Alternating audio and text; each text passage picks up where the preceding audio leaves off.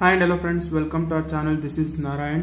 So friends, ಇವತ್ತಿನ ಒಂದು ವಿಡಿಯೋದಲ್ಲಿ ಅಡ್ವಾನ್ಸ್ ಫೈನಾನ್ಷಿಯಲ್ ಮ್ಯಾನೇಜ್ಮೆಂಟ್ ಸಬ್ಜೆಕ್ಟ್ ನ ಫಸ್ಟ್ ಚಾಪ್ಟರ್ ಆದ cost of capital and capital structure theory sub chapter ನ ಒಂದು ಪ್ರಾಬ್ಲಮ್ ನ ಸಾಲ್ವ್ ಮಾಡ್ತಾ ಹೋಗೋಣ. That is 4 marks problem.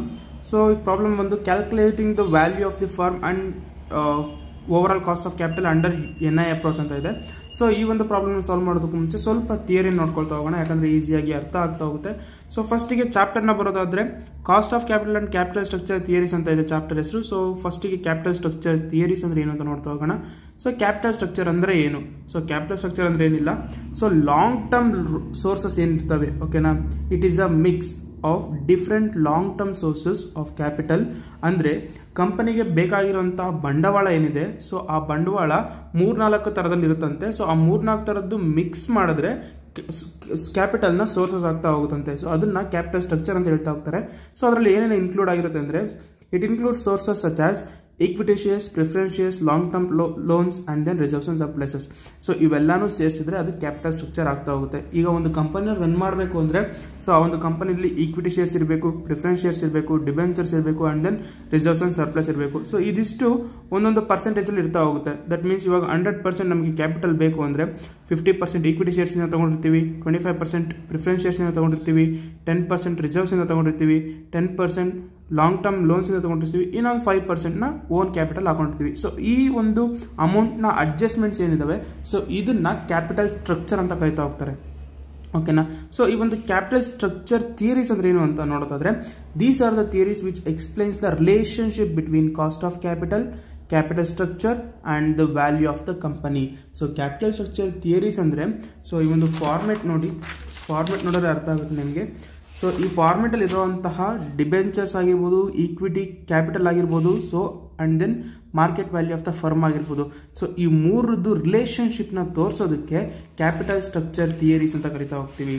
So ಹಾಗಾದ್ರೆ relationship between cost of capital ಅಂದ್ರೆ that is equity capitalisation rate, that is equity capital structure and value of the firm. Total value of the ಫರ್ಮ್ಗೂ ಮತ್ತೆ capital ಸ್ಟ್ರಕ್ಚರ್ಗೂ ಇರುವಂತ ಥಿಯರೀಸ್ನ ರಿಲೇಶನ್ಶಿಪ್ನ ಹೇಳುವಂಥದ್ದನ್ನ ಕ್ಯಾಪಿಟಲ್ ಸ್ಟ್ರಕ್ಚರ್ ಥಿಯರೀಸ್ ಅಂತ ಹೇಳ್ತಾ ಹೋಗ್ತೀವಿ. ಸೊ ಈ ಒಂದು ಥಿಯರಿಲಿ 2 ಕ್ಲಾಸಿಫೈ ಆಗಿದೆ. ಅದೇನಂದ್ರೆ ಒಂದು ರಿಲೆವೆನ್ಸ್ ಥಿಯರಿ, ಇನ್ನೊಂದು ಇರ್ರಿಲೆವೆನ್ಸ್ ಥಿಯರಿ ಅಂತ. ಸೊ ಫಸ್ಟ್ ರಿಲೆವೆನ್ಸ್ ಥಿಯರಿ ಅಂತ ನೋಡೋದಾದ್ರೆ this theory States that value of the company is completely depend on its capital structure. So value of the firm ಅಂತ ನೋಡೋದಾದ್ರೆ so this is the value of the firm. So format ಅಲ್ಲಿ ನೋಡ್ಬೋದು ನೀವು. So complete format ಇದೆ ಇದು NI approach. So ಇದರಲ್ಲಿ total value of the firm ಏನಿದೆ ಇದು completely depend on the capital structure. So ಈ ಒಂದು ಈಕ್ವಿಟಿ ಕ್ಯಾಪಿಟಲ್ ಆಗಿರ್ಬೋದು, then market value of debentures ಆಗಿರ್ಬೋದು, ಸೊ ಇದಿಷ್ಟು ಕಂಪ್ಲೀಟ್ಲಿ ಡಿಪೆಂಡ್ ಆಗಿರುತ್ತೆ ಯಾವುದ್ರ ಮೇಲೆ? ಕ್ಯಾಪಿಟಲ್ ಸ್ಟ್ರಕ್ಚರ್ ಮೇಲೆ. So value of the firm capital structure change ಆದಾಗೆಲ್ಲ ಚೇಂಜ್ ಆಗ್ತಾ ಇರುತ್ತೆ. ಅಂದರೆ value of the firm completely capital structure ಮೇಲೆ ಡಿಪೆಂಡ್ ಆಗಿದೆ ಅಂತ ಅರ್ಥ. ಸೊ ಇದರಲ್ಲಿ 2 ಥರದ ಅಪ್ರೋಚಸ್ ಇದೆ, ಒಂದು net income approach and then traditional approach. So ಎಕ್ಸಾಮಿಗೆ ಬರುವಂಥದ್ದು ನೆಟ್ ಇನ್ಕಮ್ ಅಪ್ರೋಚ್. ಸೊ ಇದ್ರ ಮೇಲೆ ನಾವು ಪ್ರಾಬ್ಲಮ್ನ ಸಾಲ್ವ್ ಮಾಡ್ತಾ ಇರೋದು ಇವಾಗ. So next irrelevance theory. So ಇದರಲ್ಲಿ ನೆಟ್ ಆಪರೇಟಿಂಗ್ ಇನ್ಕಮ್ ಅಪ್ರೋಚ್ ಇದೆ, ದೆನ್ MM ಅಪ್ರೋಚ್ ಇದೆ. ಸೊ ಇದರಲ್ಲೂ ಕೂಡ ನೆಟ್ ಆಪರೇಟಿಂಗ್ ಇನ್ಕಮ್ ಅಪ್ರೋಚ್ ಮಾತ್ರ ಎಕ್ಸಾಮಿಗೆ ಬರುವಂಥದ್ದು. ಸೊ ಈ 2 ಅಪ್ರೋಚ್ನ ನಾವು ಮುಂದಿನ ವಿಡಿಯೋದಲ್ಲಿ ಸಾಲ್ವ್ ಮಾಡ್ತಾ ಹೋಗೋಣ. ಸೊ ಈ ಒಂದು ವಿಡಿಯೋದಲ್ಲಿ ನಾವು ಸಾಲ್ವ್ ಮಾಡ್ತಾ ಹೋಗ್ತಾ ಇರೋದು NI ಅಪ್ರೋಚ್. ಸೊ ರಿಲೆವೆನ್ಸ್ ಥಿಯರಿನಲ್ಲಿ NI ಅಪ್ರೋಚ್ನ ನಾವು ಸಾಲ್ವ್ ಮಾಡ್ತಾ ಇರೋದು. That means value of the firm is depend on its capital structure. So ಇದರಲ್ಲಿ ಬರುವಂಥ ಆನ್ಸರ್ ಏನಿದೆ ಸೊ ಅದು ಕಂಪ್ಲೀಟ್ಲಿ ಸೊ ಕಂಪನಿಯ ಕ್ಯಾಪಿಟಲ್ ಸ್ಟ್ರಕ್ಚರ್ ಮೇಲೆ ಡಿಪೆಂಡ್ ಆಗಿರುತ್ತೆ ಅಂತ ಅರ್ಥ. ಸೊ ಹಾಗಾದ್ರೆ ಈ ಒಂದು ಪ್ರಾಬ್ಲಮ್ನ ಅರ್ಥ ಮಾಡಿಕೊಂಡು ಸಾಲ್ವ್ ಮಾಡೋದಕ್ಕೆ ಟ್ರೈ ಮಾಡ್ತಾ ಹೋಗೋಣ. ಸೊ ಈ ಒಂದು ಪ್ರಾಬ್ಲಮ್ ಬಂದು ಈ ರೀತಿಯಾಗಿದೆ. ಅ companies EBIT of ₹1 lakh. So first ಫಾರ್ಮೆಟ್ನ ನೀವು ನೀಟಾಗಿ ಅರ್ಥ ಮಾಡ್ಕೊಂಡ್ರೆ ಈಸಿಯಾಗಿ ಸಾಲ್ವ್ ಮಾಡ್ತಾ ಹೋಗ್ಬೋದು. ಸೊ ಫಸ್ಟಿಗೆ ಫಾರ್ಮೆಟನ್ನು ನೋಡೋದಾದ್ರೆ so this is the format NI ಅಪ್ರೋಚ್ಗೆ. ಫಸ್ಟಿಗೆ EBIT ಇರುತ್ತೆ. ಸೊ EBIT ಹಾಕೋಬೇಕು, ದೆನ್ ಇಂಟ್ರೆಸ್ಟ್ ಆನ್ ಡಿಬೆಂಚರ್ಸ್ನ ಲೆಸ್ ಮಾಡ್ಕೋಬೇಕು. ಸೊ ಸೇಮ್ ಪ್ರೀವಿಯಸ್ ನಾವು ಫಿನಾನ್ಷಿಯಲ್ ಮ್ಯಾನೇಜ್ಮೆಂಟಲ್ಲಿ ಯಾವ ರೀತಿ ಮಾಡಿದ್ವಿ ಅದೇ ಥರ ಸೇಮ್ ಈ 2 ಸ್ಟೆಪ್ ಮಾತ್ರ. ದೆನ್ EBITಯಲ್ಲಿ ಇಂಟ್ರೆಸ್ಟ್ನ ಲೆಸ್ ಮಾಡಿಕೊಂಡ್ರೆ ನಮಗೆ EATES ಸಿಗುತ್ತೆ. That means earnings available to equity share holders. So tax ಕೊಟ್ಟಿದ್ರೆ ಟ್ಯಾಕ್ಸ್ ತಗೋಬೇಕು, ಇಲ್ಲ ಅಂದರೆ ಟ್ಯಾಕ್ಸ್ ಇಲ್ಲ ಅಂತ ಅಸಂಪ್ಷನ್ ಮಾಡ್ಕೊಳ್ತಾ ಹೋಗಬೇಕು. So EBIT means earnings before interest and tax. So ಇಂಟ್ರೆಸ್ಟ್ನ ಲೆಸ್ ಮಾಡಿದೀವಿ, ನಮ್ಗೆ ಅರ್ನಿಂಗ್ ಸಿಕ್ಕಿದೆ. So this is the earnings available to equity share holders. So ಇದಕ್ಕೆ ನಾವು ಈಕ್ವಿಟಿ ಕ್ಯಾಪಿಟಲೈಸೇಷನ್ ರೇಟ್ನ ಸಬ್ಸ್ಟಿಟ್ಯೂಟ್ ಮಾಡ್ಕೋಬೇಕು. ಏನಕ್ಕೋಸ್ಕರ ಅಂದರೆ ಮಾರ್ಕೆಟ್ ವ್ಯಾಲ್ಯೂ ಆಫ್ ಈಕ್ವಿಟಿನ ಕ್ಯಾಲ್ಕುಲೇಟ್ ಮಾಡೋದಕ್ಕೆ. So market value of ಈಕ್ವಿಟಿನ S ಇಂದ ಡಿನೋಟ್ ಮಾಡ್ತಾ ಹೋಗ್ತಾರೆ. So market value of equity ಕಂಡುಹಿಡಿಯಬೇಕು ಅಂದರೆ EATESH ಡಿವೈಡೆಡ್ ಬೈ KE ಮಾಡಿಕೊಂಡ್ರೆ ನಮಗೆ ಮಾರ್ಕೆಟ್ ವ್ಯಾಲ್ಯೂ ಆಫ್ ಈಕ್ವಿಟಿ ಸಿಗ್ತಾ ಹೋಗುತ್ತೆ. ಸೊ ಅದನ್ನು ಪ್ರಾಬ್ಲಮಲ್ಲಿ ಸಾಲ್ವ್ ಮಾಡ್ತಾ ಹೋಗೋಣ. ನೆಕ್ಸ್ಟ್ ಆ ಬಂದಿರುವಂಥ ಅಮೌಂಟಿಗೆ ಮಾರ್ಕೆಟ್ ವ್ಯಾಲ್ಯೂ ಆಫ್ ಡಿಬೆಂಚರ್ಸ್ನ ಆ್ಯಡ್ ಮಾಡಿಕೊಂಡ್ರೆ ನಮಗೆ total market value of the company ಸಿಗ್ತಾ ಹೋಗುತ್ತೆ. ಸೊ ಅದಾದಮೇಲೆ ಓವರ್ ಆಲ್ ಕಾಸ್ಟ್ ಆಫ್ ಕ್ಯಾಪಿಟಲ್ನ ನಾವು ಕ್ಯಾಲ್ಕುಲೇಟ್ ಮಾಡ್ಕೋಬೇಕು. That means KO. ಸೊ ಕ್ವಶನಲ್ಲಿ KE ಕೊಟ್ಟಿರ್ತಾರೆ. ಸೊ ನಾವು KO ಕಂಡುಹಿಡಿಬೇಕು. ಸೊ ಕ್ವಶನಲ್ಲಿ KE ಇತ್ತು ಅಂದರೆ ದಟ್ ಈಸ್ NI ಅಪ್ರೋಚ್, ಇಲ್ಲ ಅಂದರೆ ಅದು NOI ಅಪ್ರೋಚ್ ಆಗುತ್ತೆ. ಸೊ ಅದು ಹೇಳ್ತೀನಿ ಯಾವ ರೀತಿ ಅಂತ.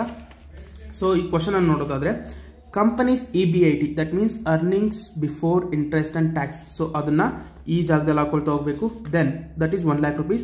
Equity capitalisation rate KE that is denoted by KE that is 12.5%.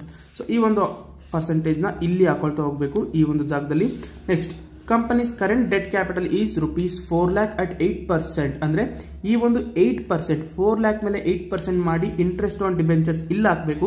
Then market value of the debentures 4 lakh rupees complete ಅಮೌಂಟನ್ನು ನಾವು ಇಲ್ಲಿ ಹಾಕೊಳ್ತಾ ಹೋಗಬೇಕು, market value of debentures. So ಅಲ್ಲಿಗೆ ನಮಗೆ ಈ ಅಮೌಂಟು ಸಿಕ್ತು, ಈ ಅಮೌಂಟು ಸಿಕ್ತು, ಈ ಅಮೌಂಟು ಸಿಕ್ತು. ದೆನ್ ಕ್ಯಾಪಿಟಲೈಸೇಷನ್ ರೇಟ್ ಕೂಡ ಸಿಕ್ಕಿದೆ. So market value of equity ಮಾತ್ರ ನಾವು ಕ್ಯಾಲ್ಕುಲೇಟ್ ಮಾಡ್ಕೋಬೇಕು ಈ ಒಂದು ಕಂಪ್ಲೀಟ್ ಫಾರ್ಮೆಟ್ನಲ್ಲಿ. ದಟ್ ಹೇಗೆ ಅಂದರೆ ಈ earnings available to equity share holders divided by capitalisation rate ಹಾಕೊಂಡ್ರೆ ನಮಗೆ so market value of equity ಆರಾಮ್ ಸಿಗ್ತಾ ಹೋಗುತ್ತೆ. ಸೊ ಅದಷ್ಟನ್ನು ಸಬ್ಸ್ಟಿಟ್ಯೂಟ್ ಮಾಡಿ ಆ್ಯಡ್ ಮಾಡಿದ್ರೆ ನಮಗೆ total value of the firm ಸಿಗುತ್ತೆ. ಸೊ ಅದಾದಮೇಲೆ KO ಕ್ಯಾಲ್ಕುಲೇಟ್ ಮಾಡ್ಕೊಳ್ತಾ ಹೋಗಬೇಕು. KO ಕ್ಯಾಲ್ಕುಲೇಟ್ ಮಾಡಬೇಕಾಗಿರೋ information EBIT divided by V into 100. EBIT means ಕ್ವಶನಲ್ಲಿ ಕೊಟ್ಟಿರುವಂಥ EBIT. Then V means value of the firm that is denoted by V. So ಇದನ್ನು divided ಮಾಡಿಕೊಂಡು into 100 ಮಾಡಿದ್ರೆ ನಮಗೆ ಇನ್ ಪರ್ಸೆಂಟೇಜಲ್ಲಿ ನಮಗೆ KO ರೇಟ್ ಸಿಗ್ತಾ ಹೋಗುತ್ತೆ. ಸೊ ಯಾವ ರೀತಿ ಸಾಲ್ವ್ ಮಾಡೋದು ಅಂತ ನೋಡ್ತಾ ಹೋಗೋಣ. ಸೊ ಈ ಒಂದು ವಿಡಿಯೋ ಲೆಂತಿ ಆಗುತ್ತೆ, ಯಾಕಂದರೆ ಸ್ವಲ್ಪ ಥಿಯರಿನ ನೋಡಿಕೊಂಡು ಸಾಲ್ವ್ ಮಾಡೋದ್ರಿಂದ. ಸೊ ನೆಕ್ಸ್ಟ್ ವಿಡಿಯೋಸ್ ಈಸಿಯಾಗಿ ಹೋಗ್ತಾ ಹೋಗುತ್ತೆ. ನೆಕ್ಸ್ಟ್ ಸೊ ಕಂಪನಿ EBIT ಕೊಟ್ಟಿದ್ದಾರೆ ದಟ್ ಈಸ್ 1 lakh rupees ಹಾಕೋಣ ಫಸ್ಟಿಗೆ ಫಾರ್ಮೆಟಲ್ಲಿ. That is EBIT that is of ₹1 lakh. And then so EBITನಲ್ಲಿ ನಾವು ಏನು ಕಳ್ಕೋಬೇಕು ಅಂದರೆ ಇಂಟ್ರೆಸ್ಟ್ ಆನ್ ಡಿಬೆಂಚರ್ಸ್ನ ಕ್ಯಾಲ್ಕುಲೇಟ್ ಮಾಡ್ಕೊಳ್ತಾ ಹೋಗಬೇಕು. Interest on debentures. ಸೊ ಡಿಬೆಂಚರ್ಸ್ನ ಅಮೌಂಟ್ ಬಂದುಬಿಟ್ಟು 4 lakh rupees ಇದೆ. That is debt capital. 8% ಇದು ರೇಟ್ ಆಫ್ ಇಂಟ್ರೆಸ್ಟ್ ಅಂತ. So rate of interest okay 8% ಇದೆ. ಸೊ ದಟ್ ಈಸ್ 4 lakh ಮೇಲೆ 8% ನಾವು ತಗೊಳ್ತಾ ಹೋದರೆ 4 8s are 32, that means 32,000. Okay so for the calculation that is 4 lakh into 8% 32,000. So 32,000 ಹೋದರೆ ದಟಿಗೆ 68,000 rupees ಸಿಗ್ತಾ ಹೋಗುತ್ತೆ.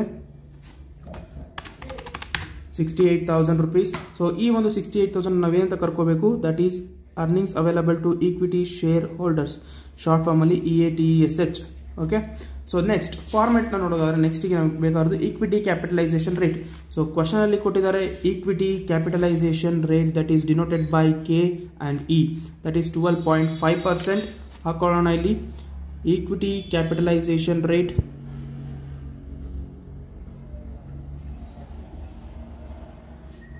Denoted by K and E.